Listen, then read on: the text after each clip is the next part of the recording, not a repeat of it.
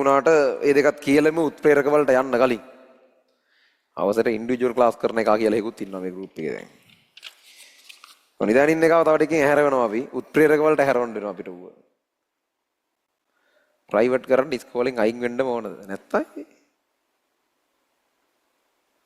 ඉස්කෝලෙත් ඉඳලා ප්‍රයිවට් උත් කරන්නද බැලුවේ.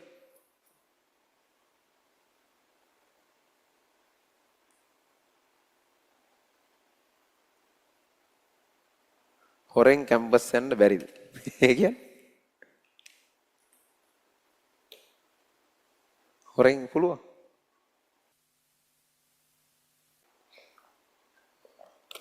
කැම්පස් ගියපෙවුන් හොරෙන් කැම්පස් යන්න නැතුව ඉන්න බලන්න ළමයි. ඔයාලා මේ හොරෙන් කැම්පස් යන්න බලනවා. අර කැම්පස් ගියපෙවුන් ගාන ඉස්කෝලේ වගේ තමයි. උඹලා හොරෙන් කොහොම හරි අද කැම්පස් යන්න නැතුව ඉන්න විදියක් තියනවා. අපිත් මොනවා කරනවද මන් දන්නේ නේද?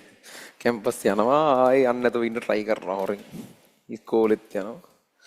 හරි මේ